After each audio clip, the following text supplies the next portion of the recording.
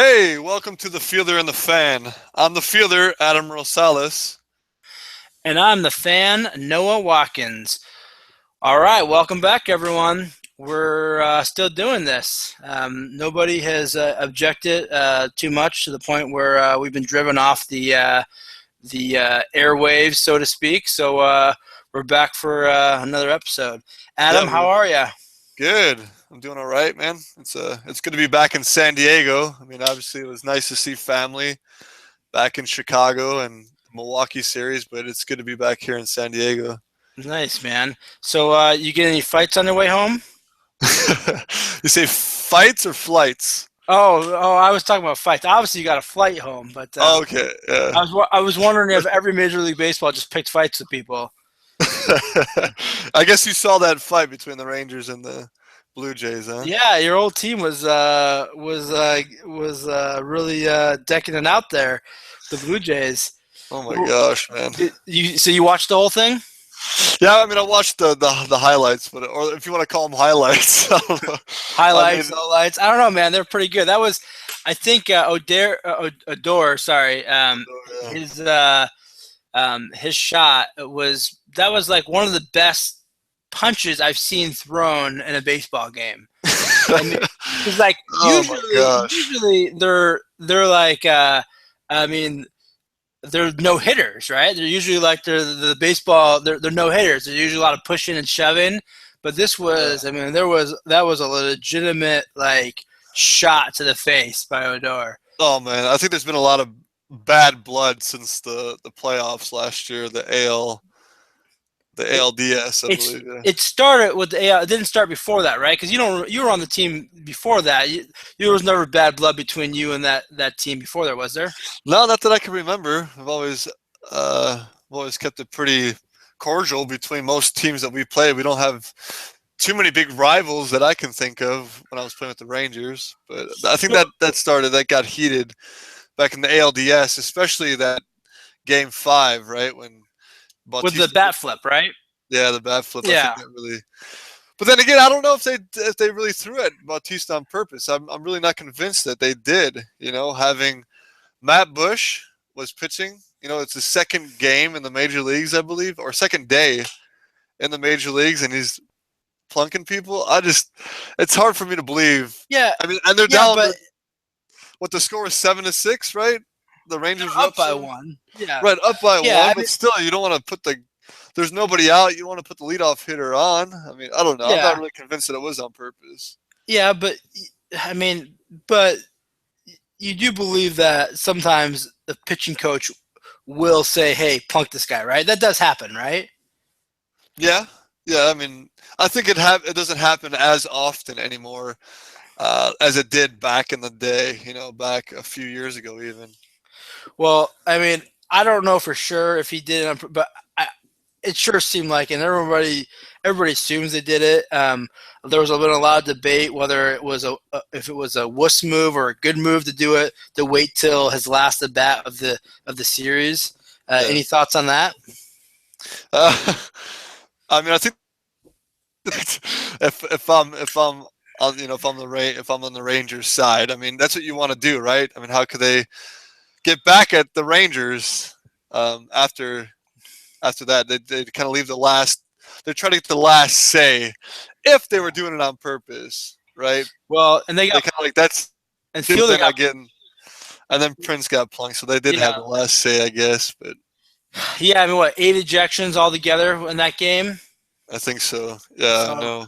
and though I don't think they hadn't issued any suspensions yet, have they?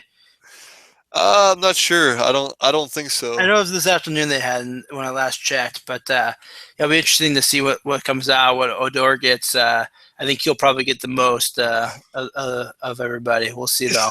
You see, for me personally, I could be wrong, but I think Bautista and Odor should get the same amount of suspension.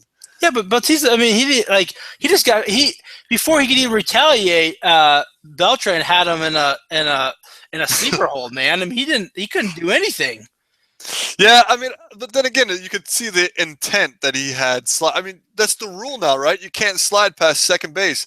You have to stay on second base, and there was no it was a relentless slide, I guess. I don't know if you want whatever you want to call it. It was he was all out. He was doing it on purpose. You can see his intent Well, was to break the they're rules. really cracking down on that. So you could still slide in the guy, but your foot can't extend past the base. Is that what the rule Your is? foot, you have to hang on to the bag with your hand. Though. Hey, Adam, Yeah. you're having this little bit of connection issue. I don't know if it's on your end or mine, but you keep on popping out a little bit.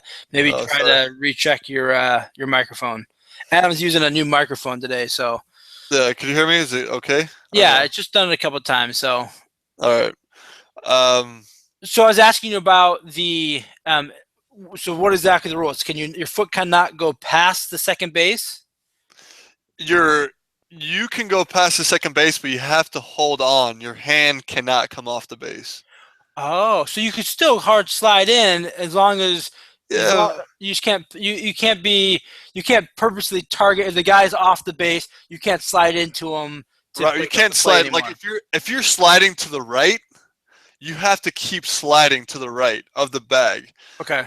If you are starting on the right and you see that the second baseman or shortstop goes to the inside part of the bag, you can't change your direction and slide to the left side of the bag.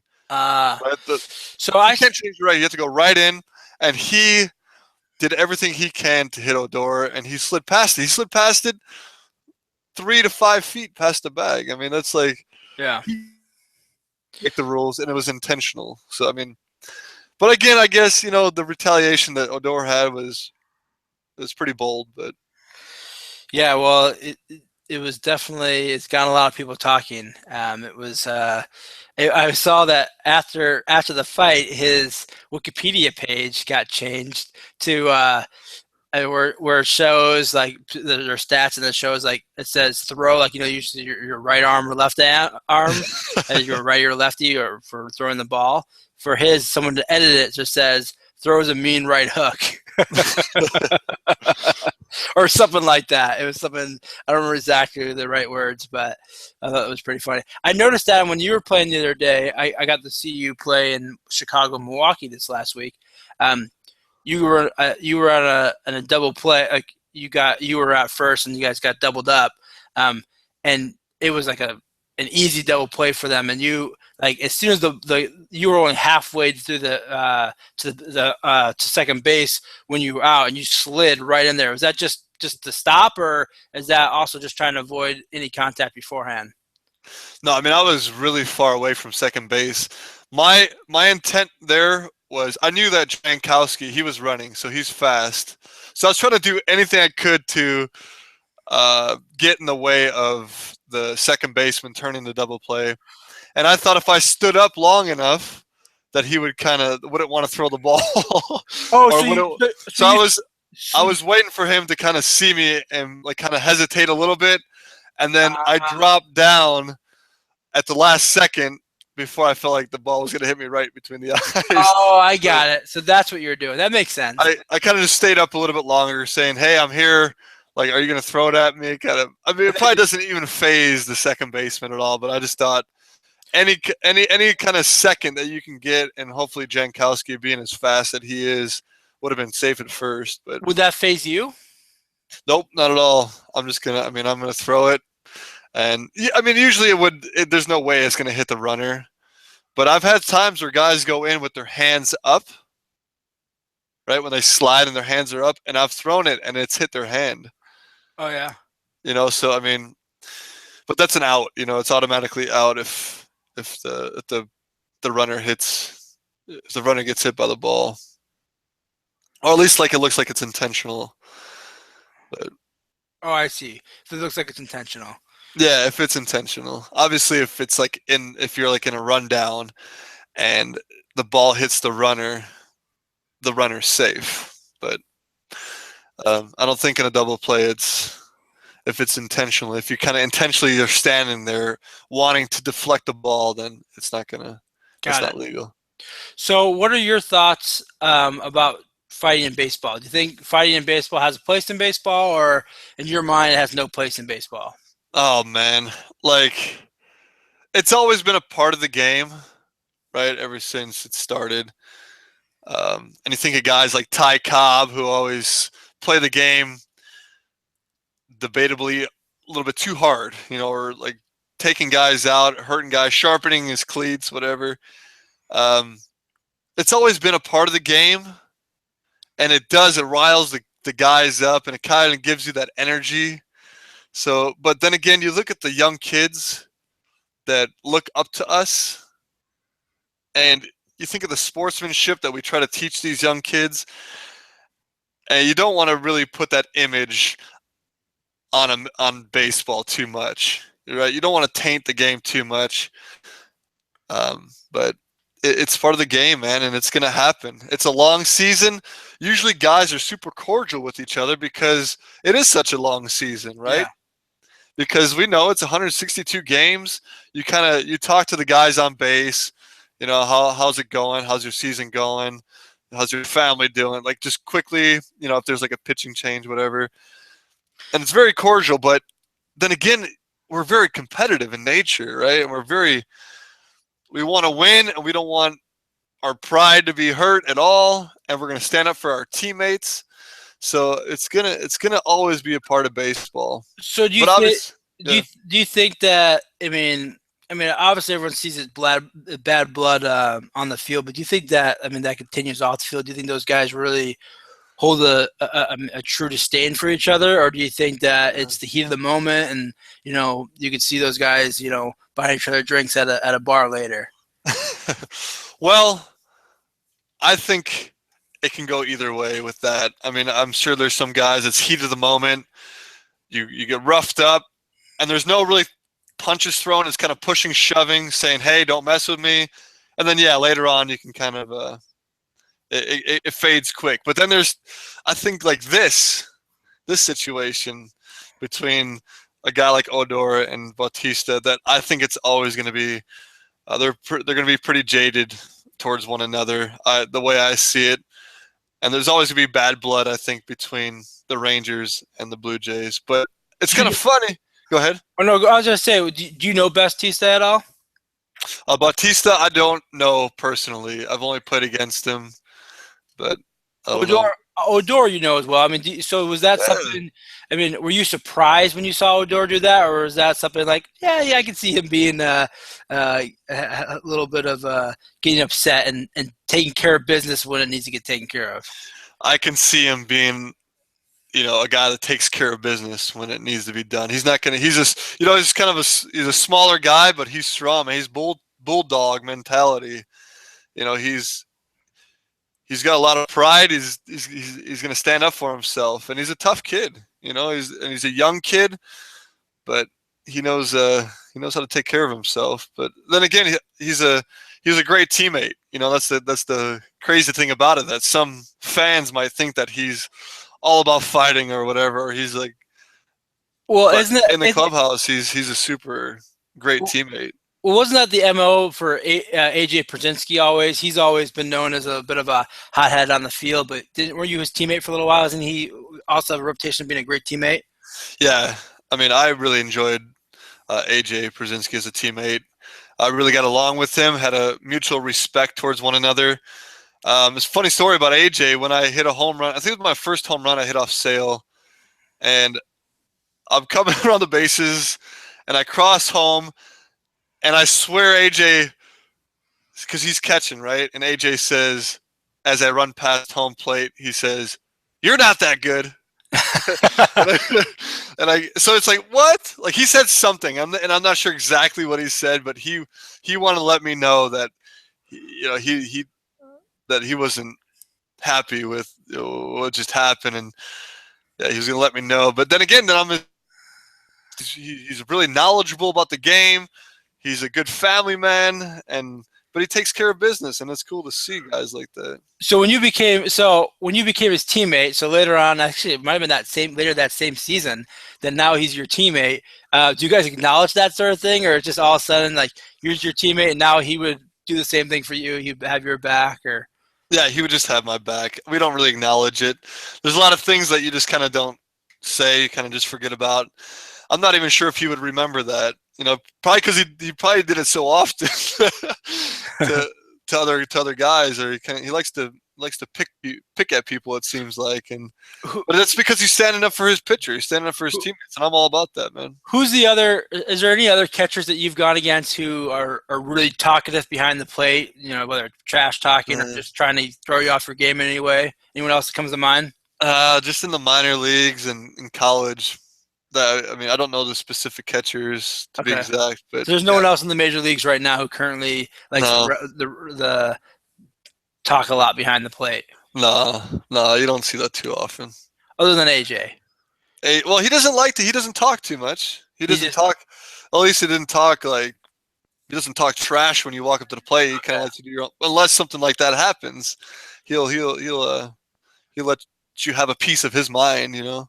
so back to the idea of, I mean, usually it's more of a, I know it's a big brother and you guys all usually get along and respect each other for the most part. You've played a lot of first base in the major leagues, and that seems to be the position where they get to know players, or at least they're usually talking to the guy on first base. Is there someone that you enjoyed talking to the most when you were a first baseman? There's no one that really like stands out that I was like, oh, I can't wait for him to get to first base. Well, talk to him. obviously you don't want them to go to first base, but when they do, I mean, I know you've had some conversations with all sorts of guys over the years. Or is there a particular conversation that stands out to you? Go, that was a really funny story. One time when Derek Jeter was on first base or something like that.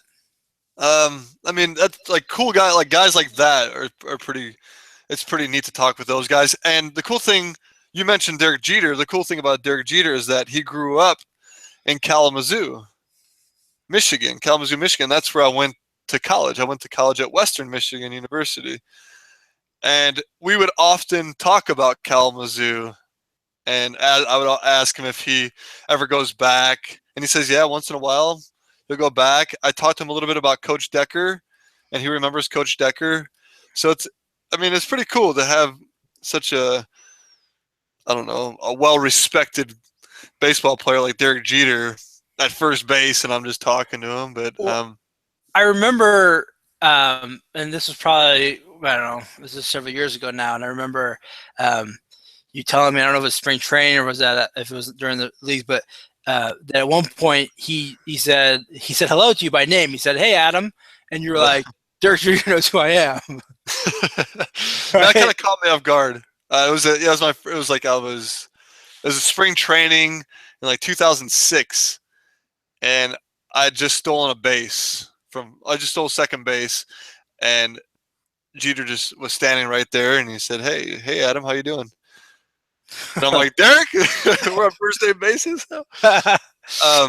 Yeah, I mean, I was such a young kid at that time, but I've kind of learned that as major leaguers, you kind of pay attention to that, and you do call people by their first names, no matter what. You just pay attention to who's hitting, who's on the bases, and I mean, it's such a young player. I would never do that. I wouldn't pay attention to who's hitting.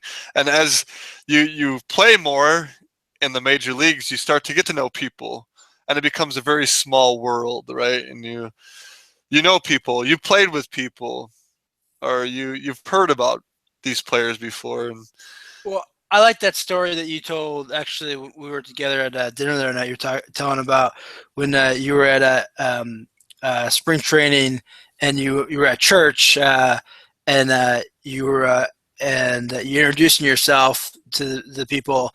Tell that story, Adam. Yeah, so I'm at church in Surprise, Arizona, and Surprise is where the Rangers and the Royals share a complex for spring training. So I'm at church and I'm in class, and the teacher asks me to introduce myself and my wife. And I stand up and say, "Hey, I'm Adam Rosales. This is my wife, Callie." And before I could sit down, I hear somebody say, "Hey, Adam, what's up?" And I look over, and it's Jeremy Guthrie. And Jeremy Guthrie goes to the same church as us. And the teacher of our class was caught off guard. She's like, how do you guys know each other? And Jeremy, the wise guy, he says, "Oh, we just kind of work together. Well, we play against the." Oh, he didn't say play. He's like we kind of work with each other. And the teacher was we actually never told the teacher what we did. She never knew that we were playing baseball. But That's awesome. Guthrie's actually in your guys' minor league system right now, right? yeah, he is. He's in AAA right now in El Paso, I believe. Have you spoken to him since he's been with he got picked up by you guys? Well, he came to the last game of spring training. It was the exhibition game in San Diego at Petco Park. He was there. He pitched. He came in. He like piggybacked our starting pitcher, I believe, or he might have started. I forgot. He might have started that game, Okay. and I think he started. And we got to hang out for a little bit. We were gonna go to dinner that night, but I had to drive back to Arizona to get my car, and then drive back. So I didn't get to go to dinner with him. But it was cool, man. It's cool to know that Jeremy is in the organization, and hopefully we can be teammates in the major leagues pretty soon. Nice. Is there any other guys that you've either played against or gotten to know that you've like, man, I'd really like to be that guy's teammate?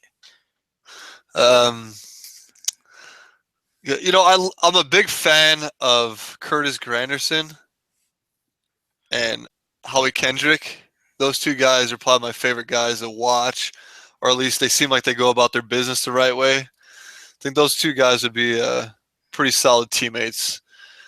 But a lot of guys, I'm kind of like, man, I wish I could be their teammate again. Like a Brandon Moss, or I know Johnny Gomes is out in Japan right now, but guys like that, just solid teammates, man. Just I've been lucky to be surrounded by such good teammates.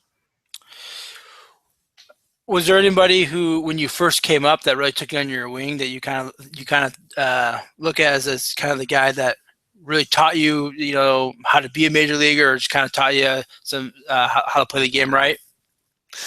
I mean, to tell you the truth, I kind of like figured things out on my own. Like, you kind of have to do that. You kind of have to figure it out on your own. Especially me, kind of being more like not a big signing bonus kind of guy, not like kind of guy that kind of just grinded his way through the minor leagues and is hoping for a shot in the major leagues. But I've kind of turned that into a career. But I mean, I look back and I tell people all the time when they interview me in San Diego, they ask about Andy Green being my roommate, But it's guys like him that were my roommates in AAA or coming up to the minor leagues that really gave me a good example how to be professional, how to go about my business the right way, or confirmed to me that I was going about my business the right way, and just told me to keep on doing what I'm doing. What about a guy like Jerry Hairston Jr., who is kind of a similar type player as you? That I know he was the utility guy for the Reds when you came up. Yeah, there's no question. I mean, he was in the forefront of my mind when you just asked me that question. Yeah, for sure. Jerry Hairston was very influential to me. I got to see him last year in L.A. playing the Dodgers. It was really neat to see him. But he always told me, well, he didn't always tell me. He told me one time when I was a rookie in Cincinnati, and he can kind of see that I was kind of in panic mode. I wasn't playing too well. And he says, "Rosie, you nervous?" And I said, "Yeah, I'm nervous." He's like, "Good. It's good to be nervous. Just don't panic." I'm like, it's already too late, man. I'm panicked. No, but guys like that, kind of like, yeah, he knows, and he knew the role coming off the bench and kind of giving guys days off. He did give me a lot of advice. Whether I took it and learned from it was, I don't know. I probably would be more absorbent now, being a little bit older player. Being a young player, you kind of think you know everything, or you kind of do it your own way.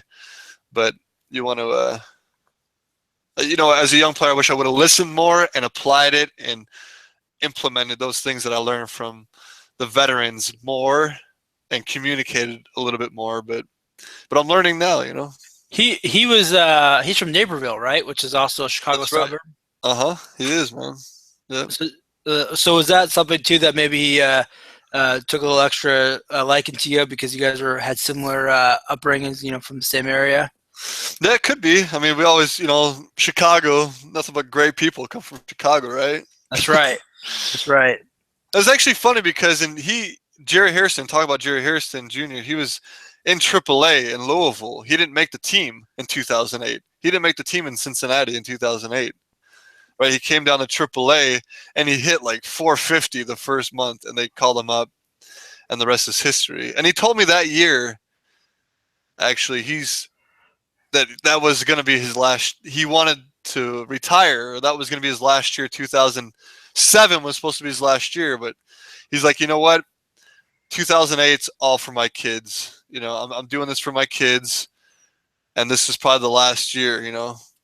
And he ended up playing like 5 or 6 more years after that. So it was kind of cool to see that. But in Louisville, he didn't have a car at first, and he asked me to take him to the mall, and I was more than willing to do that. And I took him to the mall, and he wanted to buy me a leather jacket from wherever he went shopping. I'm like, dude, you don't have to do that. I'm fine with just taking you, man. And he was like really adamant about buying me a leather jacket, and I should have took him up on it, man, for crying out loud, because I can really use a leather jacket right now. But That's right, man. Well, he was definitely making a little more money than you were at that time. So. Yep, there's no question, man. Oh well, that's cool, man. That's a fun story. Is there any other fun stories you have about teammates that you insight you have about guys that that people would know of? That said a funny story about someone or something like just a cool story about something, an act of kindness that someone showed you, or just something that comes to mind like that. I mean, yeah, there's a lot of cool things. A lot of things I probably shouldn't share on this podcast, but Yeah. um, Any funny stories about like Coco Chris, like that? Like guys like that, I always think would be a ball to play with. I think he'd be a lot of fun. yeah, he's a great teammate. He's another teammate I would like to be teammates with again. Um, but I mean, I think about, you said nice things that somebody did for me. But I could tell you, we might want to save the Coco stories for different Okay. Episode. But I just want to share. I actually wrote in one of my blogs about Chris Young. He was an outfielder for the Oakland A's, one of my favorite teammates. I believe he's playing for Boston now, outfielder for Boston. Okay. And he asked me, he like kind of what you asked me, was there anybody that took me under their wing when I was coming up? And I kind of expressed to him, no, not really. Kind of like, a lot of great guys, good teammates, try to learn from. He's like, well, did anybody like buy you a suit? Or like, because that's what they do for the rookies. They buy, the up and coming guys, the prospects suits, right? To travel with, because you always have to wear a suit to travel with. And I said, no, nobody ever did. Mark Ellis bought me a nice really sharp pair of black dress shoes, which was awesome of him. But Chris Young actually ended up buying me a very nice custom made suit. And it was such a nice gesture of him. And he wasn't trying to like win me as a friend or anything. He was just, somebody did it for him, and he's going to give back, and he's going to do it for me. And that really meant a lot, man. I won't forget it. And and I hope I get to do the same thing for young players someday. That was gonna be my next question. Have you ever felt like you've taken someone under your wing, or at least with advice, or anything like that, either in the minors, guys that are still in the minors, or anything like that? I know I could do better. I'm not gonna lie. I could do better. I mean, I do like a couple guys. I'll take them out to dinner, or like do something like small like that. But I do have to be a little bit more bold and a little bit more. Maybe I have to be a little bit more friendly, man. That's what it comes down to. Oh, no, you're pretty friendly, Adam. Pretty friendly. Not old crotchety like me, so. Right. No, man, but before it's all said and done, I do plan on, making sure I am show that respect to a young player. Yeah, absolutely.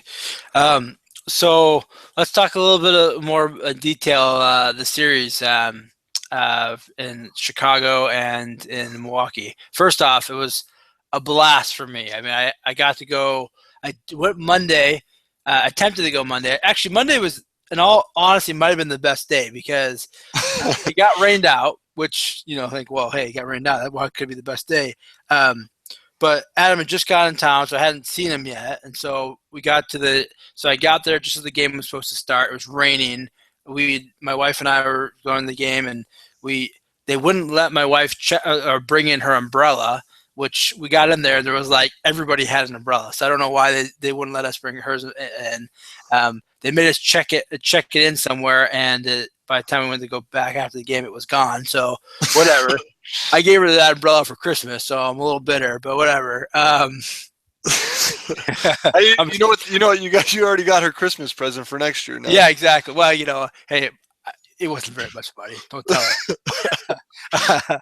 Anyways, but she really liked it. So, yeah. But no, that wasn't the part. So we got there and it was raining. I'm wondering if the game's gonna, it's gonna start. And I get a phone call from you, and don't typically get phone calls from you when the game's about to start. And you're telling me, yeah, it looks like it's going to postpone. They hadn't actually postponed it yet at that point, but it looked like they had delayed it. And so it turns out it gets postponed, and told us to meet you over. But I came down to the dugout and we talked to you for a little bit. It was raining, and that was cool. But then we actually waited for you where the players come out. And really, most stadiums, there's a tunnel, right? And so the players don't have to have any interaction with anybody, right? But at Wrigley, when you come out with the visitor dugout or the visitor dugout, you come out right into the thrall of people.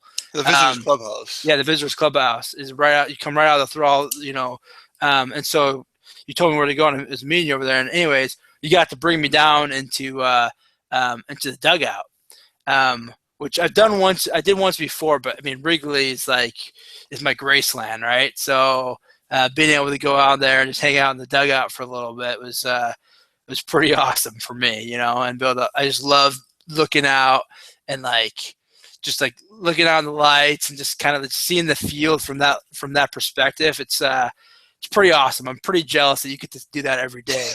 So. But then we got to hang out though. That was the part I was really alluding to. Yeah, man. Our families got to hang out. We went and got our favorite pizza place, Pequod's, and brought it back to your parents' house and just hung out. So that was nice that we got to do that. So that was, for me, that was yeah, Monday was cool. And then my wife was cool. Showed up that night with our kids that I haven't seen in months. So. And I hadn't met Adrian yet, so that was really nice. I got to meet Adrian. And then wait, did you?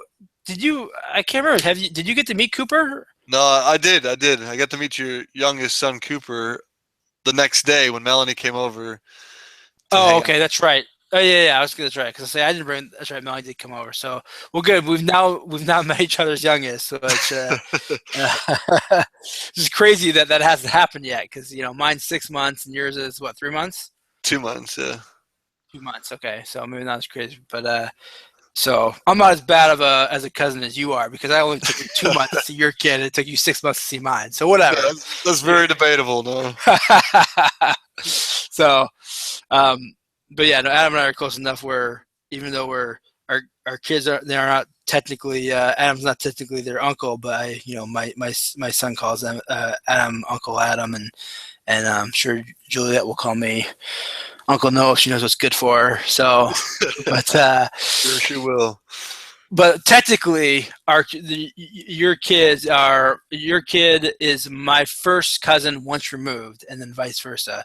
So, just in case anybody wanted to know how that works, and our kids are second cousins. So I have this down. I understand how that works. Okay, now getting back into baseball. This is what we're supposed to talk about, baseball, right? That's right. So Tuesday's game. I got to go to that one as well. It was a doubleheader Tuesday. You went to both? I went to Tuesday. No. You are incorrect, sir. Oh, that's right. I am incorrect. That's right. We had the night game first. Yeah, we lost that game. You lost Tuesday. You lost Tuesday. The game that I was at. And Wednesday was the doubleheader. Yep. So, And did you start Tuesday's game? No, you didn't start Tuesday's game. No, I didn't. But I came in because Alexi Ramirez had You a came, hamstring. that's right. So you came in like in the second or third inning, right? Pretty early It on. was more like it was more like the sixth, but it was still early though.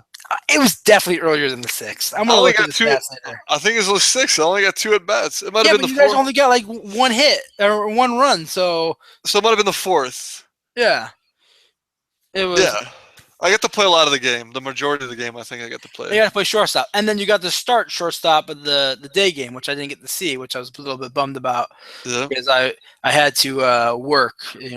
I mean, yeah. that thing called work. You Yeah. get to work too, but you get to work. I get to play, man. I haven't worked a day in my life, unless you want to That's count right. Bob Evans. That's about it. You worked at Bob Evans? I didn't know that. What? Yeah, college at Western Michigan. I had to stay at Western Michigan to earn my residency. So I worked at Bob Evans, and we could talk about that a whole different. No, I want to get a little bit more into this Bob Evans thing because I remember visiting you in Western Michigan, and I remember us going to Bob Evans.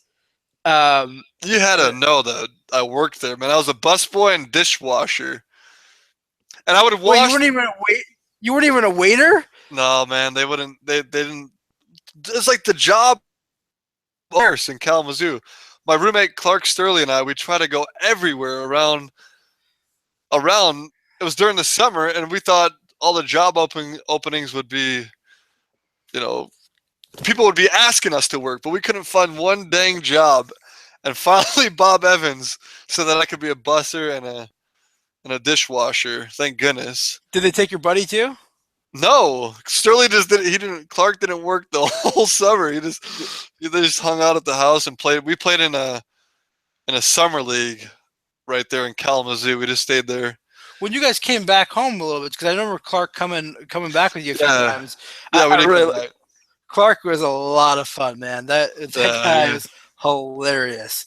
We got to get him on one podcast one of these days. I'm sure he's got some good stories. I'm sure he does. Now we might have to edit the whole podcast afterwards, but but we could do that.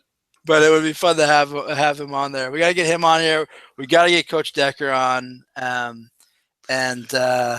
we got to get a replacement for me. So other than that, man, you're doing a good job, man. It's cool. All right, so let's talk a little bit more about the series. So you got to play shortstop. So I know we talked about that a little bit the other day.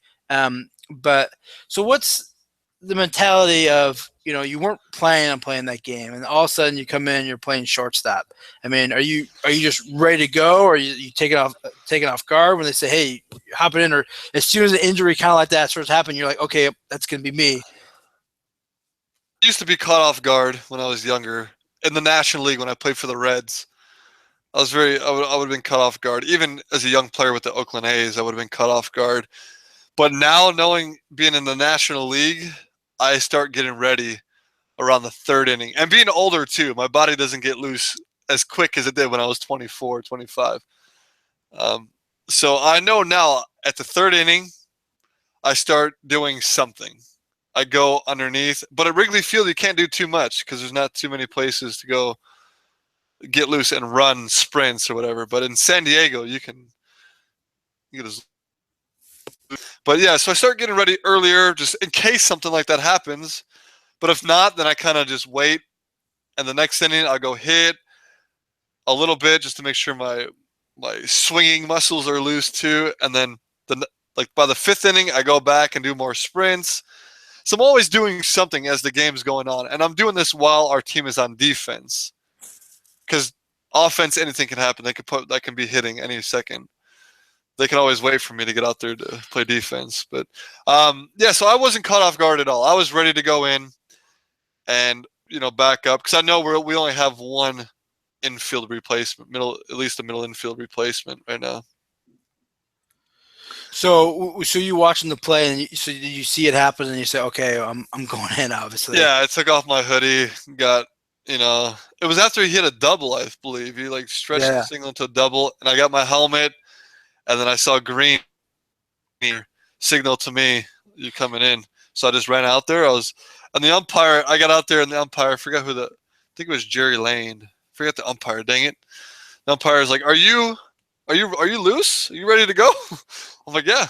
I did a couple little wind sprints on a little piece of, Wrigley Field's dugout, whatever. But yeah, so umpire asked me if you're ready. I'm ready to go, and I think I scored that on the next You hit. did.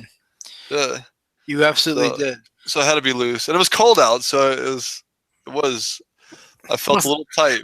It wasn't that cold. Come on, you moved to California and you're a wuss. I'm a little soft now when it comes to the cold weather. Actually, you've always been a little soft when it comes. Hey, man. Hey, you know what? Yeah, it's fine. My dad grew up in Chicago his entire life, and he's the biggest wuss I know when it comes to weather. I mean, there's a good reason why he's not here after September. He leaves Chicago and doesn't get back until like June. So. He's lucky.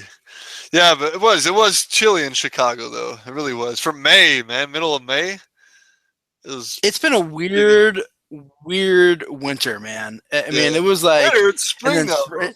No, but I mean, like but it was a weird winter in that it was like all of a sudden it never got that cold, but you'd get like one randomly bitterly cold day, and then it would be like nice, and then but it's just kind of continued on. So we're like. Where the spring is like it's spring, it was never that cold, but then like you get these just random days where it just like stays in the 40s and 50s, and so it's kind of extended. But overall, we never had this really heavy winter, or, really cold winter, So it was like it was so rainy and like the moisture. Hey, Adam. Yeah. Maybe let's can you take off your headphones and the microphone? It's about every minute it does this little weird tweak on your voice. So let's maybe try to go to the old method, if that's okay. All right, yeah, let's go back.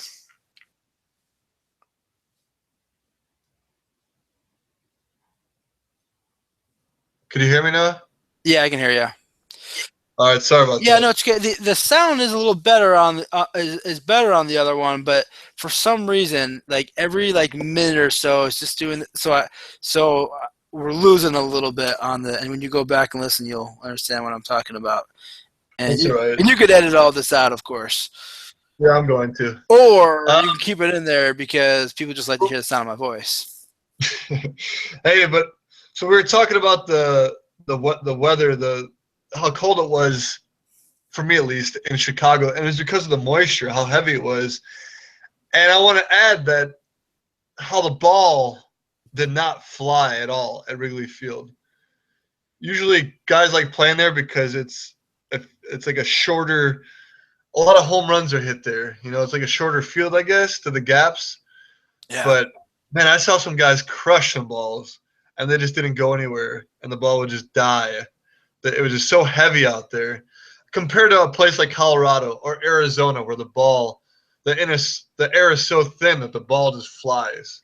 So, but it was good though. Yeah. I mean, it was a good trip though to Chicago. Yeah, over the years we've seen a lot of great home runs at Wrigley. I mean, back when the year that Sammy Sosa and Mark McGwire were competing for the single season record for home runs. Yeah. Do you remember that you and I we went to one of those games we went to a Cubs Cardinals game at the end towards the end of the season? Do you remember that? I do, but I don't remember what home run it was. Yeah, and I want to say we didn't see Sammy hit one. I want to say we saw McGwire hit one. That's how I feel like too, man. But I also feel like at that same game that the Cubs hit a home run, but it wasn't Sosa. I believe it was Grace hit a home run that game. Yeah. So, which I've always been a big Grace fan. So, and I could be getting my years mixed up, and someone's gonna be like, Mark Grace wasn't on the team that year, but I'm almost positive he was.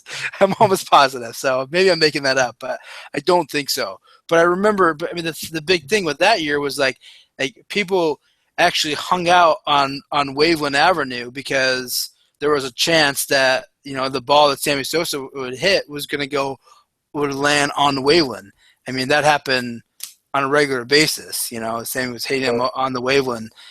So yeah, obviously, and then last year that home run that Schwarber hit in the playoffs to land on top of the scoreboard, that was monstrous. Yeah, there's So, definitely been some big home runs hit at Wrigley Field. From what I mean, I could be wrong about it. We got to get our story straight, man. But I think that's where Babe Ruth supposedly called his shot, was at Wrigley Field. yeah, it is. I know. Well, I know it was against the Cubs. That I know for sure. And I want to say it was at Wrigley. And the thing about this year marks 100 years the Cubs have been playing at Wrigley. It's crazy. Which is crazy. 20s, right? Late the 20s when. The year it's 2016, and I said 100 years. So what year did they start playing, Adam? Yeah, I mean, 1916. That's right. You got it. I know. I'm just So Babe Ruth. I know. Yeah. You were talking about Babe Ruth. I thought you were talking about Babe Ruth in the 20s. Yeah. I'm sorry. I thought you were saying so that was in the 20s that they started, and I'm like, well, it was before the 20s. Anyways, I'm just razzing you a little bit. I'm epically bad at math, so the one thing I can do is I can add and subtract up to 100. So that just made the cut. Oh no. So yeah. So I love Wrigley. I mean, I love everything about it. Actually, that's not true. I don't love everything about it. Because I love everything about it when I'm in great seats, like I was at the games. I had wonderful seats. I was about 20 rows back from home plate, so that was awesome. But when you're sitting behind a pole, it's still great, but maybe there's a couple complaints, right? So I shouldn't say that, because I have had that seat. I've sat in the seat where literally the pole is right in front of you. Yeah, you don't want that. And they call it a partially blocked seat, and it's not partially; it's completely blocked. I remember I actually scalped one of those tickets once. The guy, it's like it says on the ticket, like it's partially blocked, right? And the guy's, yeah, it's just barely. And I was like, oh, okay. And so I bought this ticket, and because it wasn't a bad seat, it wasn't, it was a good, position in the field, and I get it, and I'm like, oh, that's why the guy sold it to me for face value. So anyway, so after the Cubs, you guys, so you won the day game, you guys won the night game. All three games were close games. That was like playoff atmosphere. The night game was like a playoff atmosphere. The whole place was packed. It was so loud. It was awesome, man. It was so cool. Well, yeah, I mean, the Cubs are, I mean, despite the fact that you guys beat them, and I don't know if you realize this, but that was the first series that they had lost this year. Yeah, I think, yeah. And it was their first back-to-back loss of the seasen.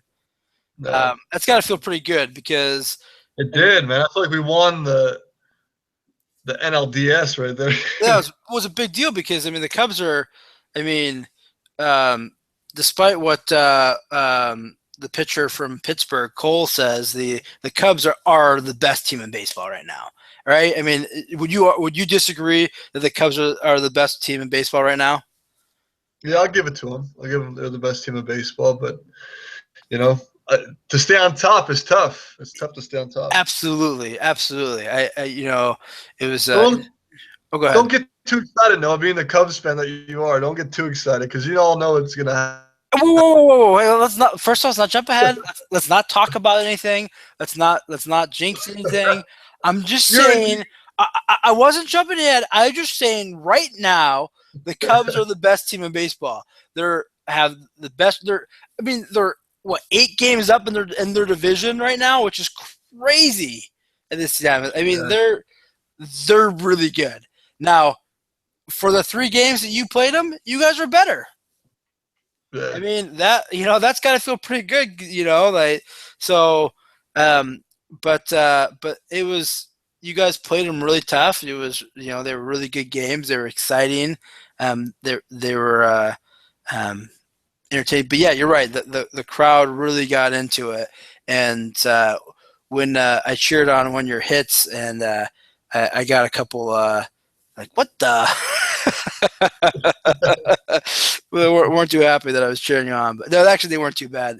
The Cubs fans usually aren't too bad when I'm cheering. I've told you my disdain for when I'm at the White Sox cheering you on. So, but yeah, and Milwaukee wasn't too. So then we went to Milwaukee, and that was fun too. We had on Saturday night.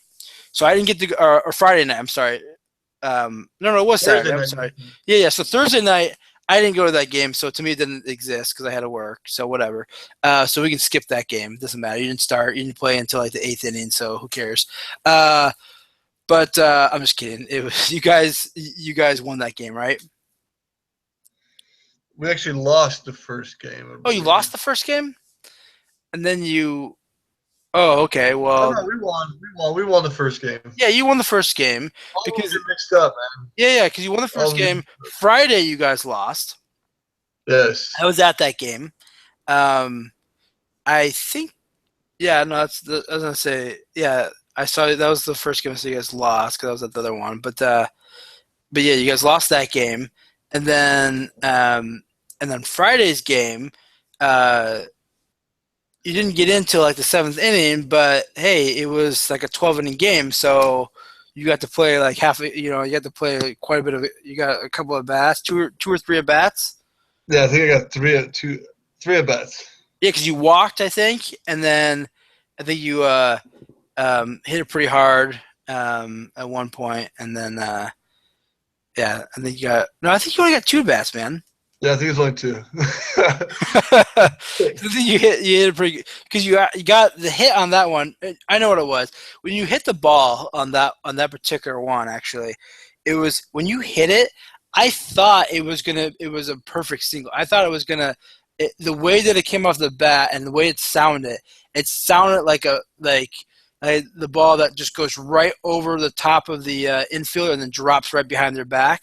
That's what I thought it was doing. Like when you hit it, like just it sounded like that, and it did that except for it dropped right in front of the second baseman for an easy out. But I thought it was just going to go right over the top of him when you did it.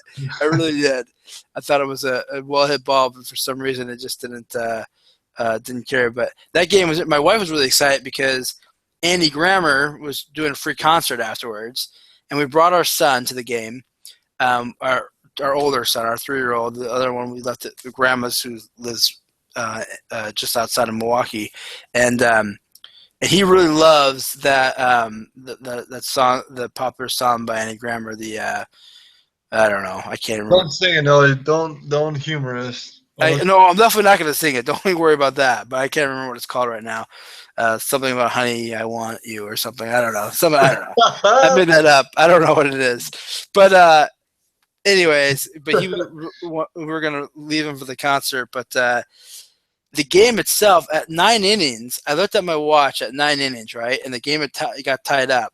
And it had already been over 4 hours. It was a 4-hour 9-inning game, right? Because my wife because the night before the game started at 7, and we were out like by like 10 o'clock the game was over, and or just a little past 10, and like it was like 10 o'clock at the same time, and so I was like, yeah, it's been a 4-hour game, and she's like, no, it's just been 3 hours, just like last night, and I was like, except for last night started at 7, this game started at 6.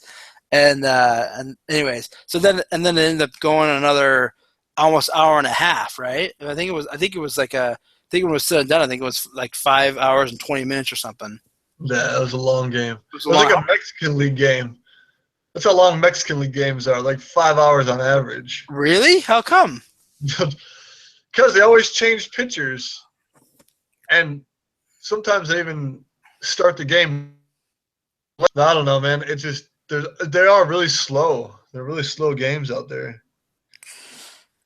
So I mean, there's still 9 innings, right? Yeah, they're still not hit. It doesn't matter what time they start, but it's more the pitching changes. Okay. They start. Do they have bigger rosters or? No. They still have 25-man. They just for some reason the pitchers just don't go as long. They do more the by pitchers committee. go like 5 innings. Yeah, they just don't go long, but their pitch count gets up. Honestly, every pitcher gets into a 3-2 count. I swear. It's like they don't go right ahead. They nibble. They nibble. It's just the style of play. They're always trying to always trying to find the outside of the strike zone or just right the that's edge what of they it. do. Okay. That's exactly right. All right. So I know we said we weren't going to tell too many stories that from your Coach Decker. So Coach Decker, we talked about him. There's Adam's college coach at Western Michigan, and it was on Saturday. I got to sit right next to him at this game. He drove all the way down from Kalamazoo.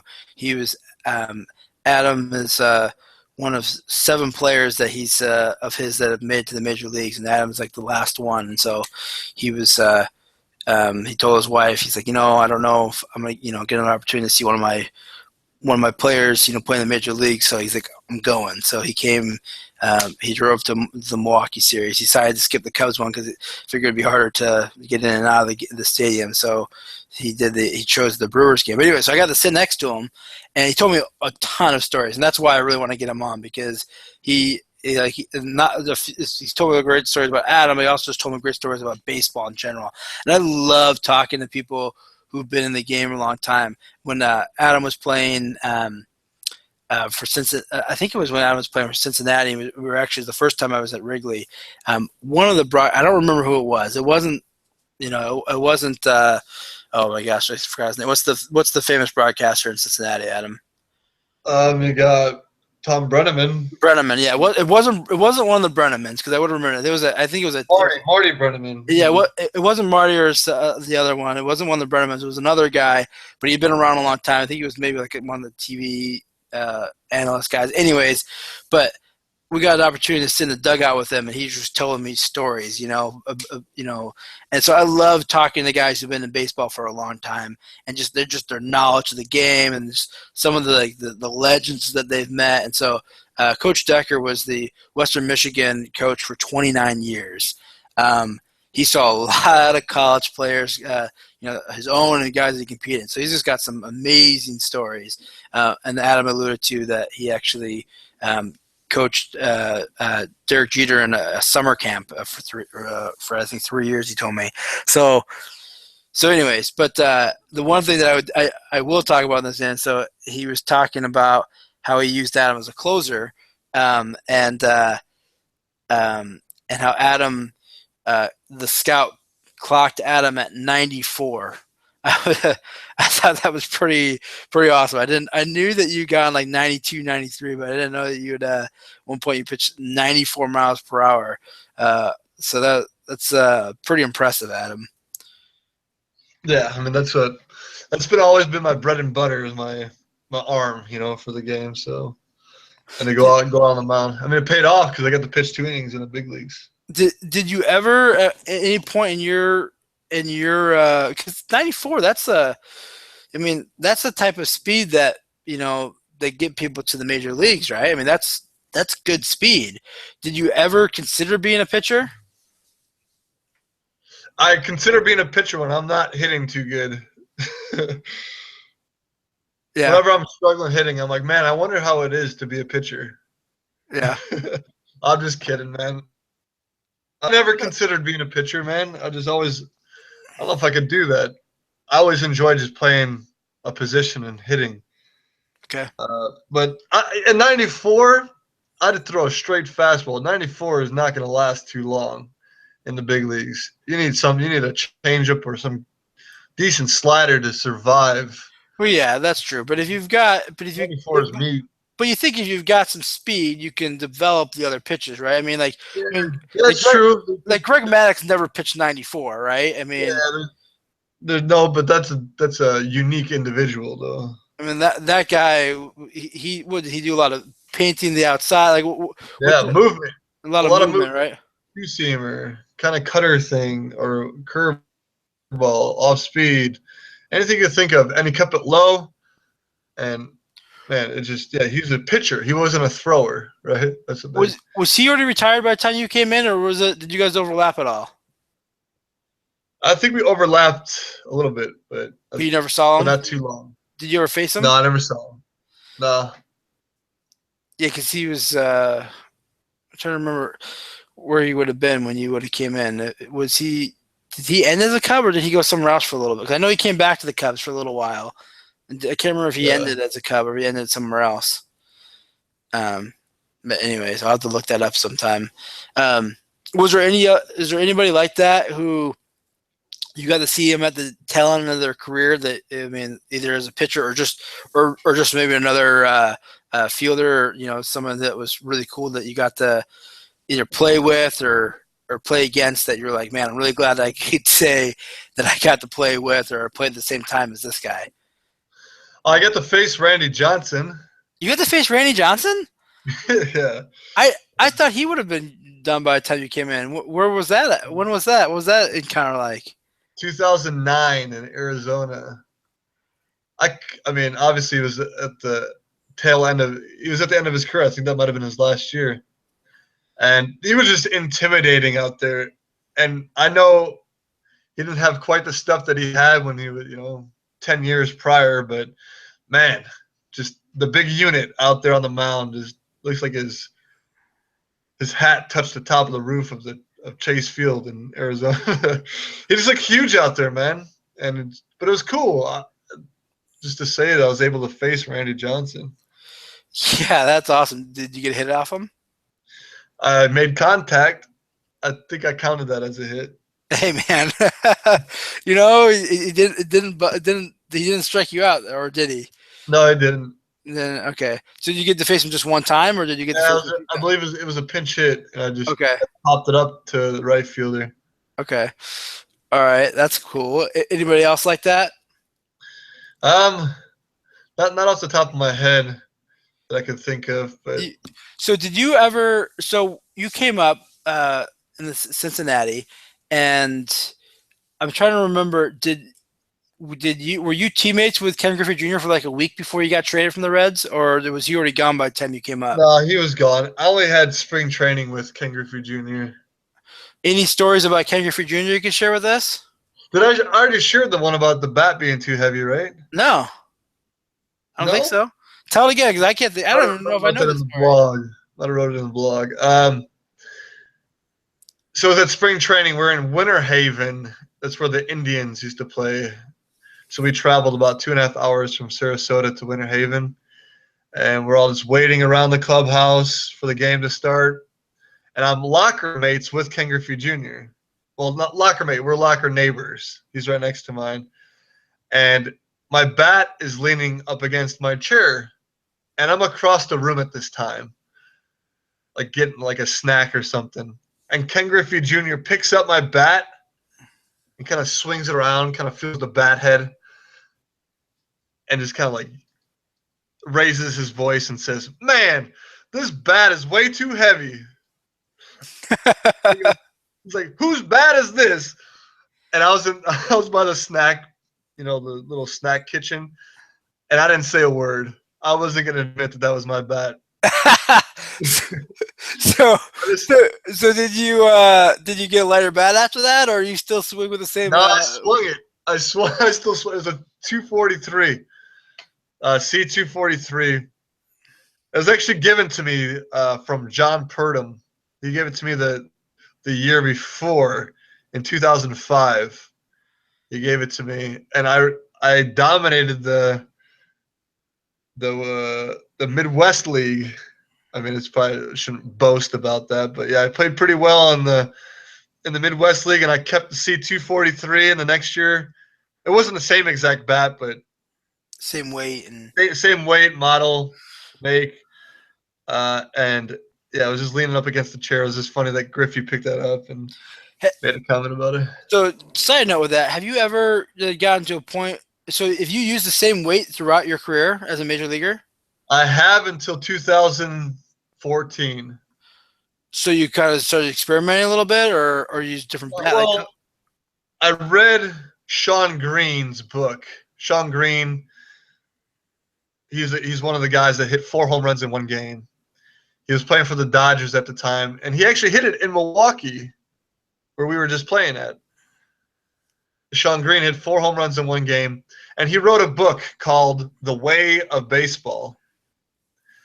And I read his book, and the insight and his approach to the game of baseball is just remarkable. And I feel like I can relate to it. And I read it like in 3 days. I don't read books too quick. I kind of take my time. But this one I couldn't put down. And just unbelievable. And after that, I found out what bat he swung throughout his career. And I asked the team to give me those bats. so I swing a Sean Green bat now.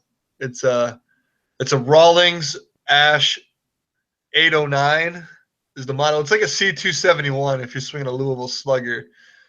But man, and ever since then I've felt the weight distribution on this bat is a lot better. It's a lot. There's not so much head. When I say head, I mean barrel. The barrel of the bat can get too top heavy, and it makes your swing longer or your swing when you roll over a lot of balls or you pop a lot of balls up to right field. But since I've changed bats, I feel like I control the barrel better, and I don't know. I just feel more comfortable with it.